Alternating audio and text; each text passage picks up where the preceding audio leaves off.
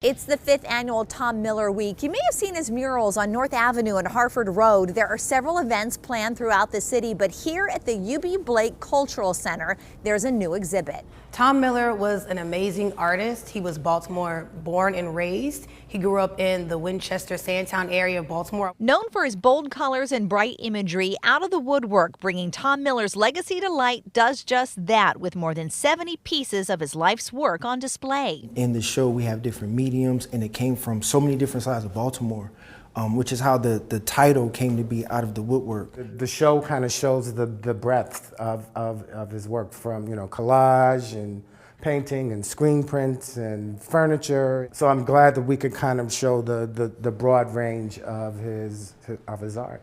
And what he was really inspired by was his community. And he was also inspired by his family. And so he took a lot of those stories and he put it into his artwork. So you would see things like Baltimore row houses in his work. You would see things like maybe watermelons, or some of these stereotypical images that came across in American history, where they portray black people with big eyes and big lips and things like that. But he embraced those features that we have, and he loved those features, and he wanted to turn those stereotypes on his head. And Miller was widely known for using his art to tell stories of the African American experience, to both celebrate and educate. He would paint on, let's say, a child's chair. It might have alligators on it and things like that. And he was talking about children being used as alligator bait back in the day during those times of civil rights movement and slavery. And so he wanted to turn that on his head, but he wanted you also to look deeper into his pieces.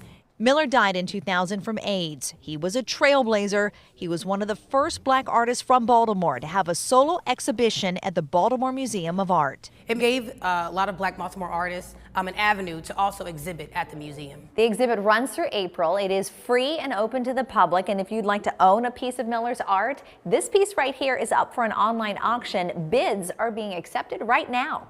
In Baltimore, Jen Franciotti, WBAL TV 11 News.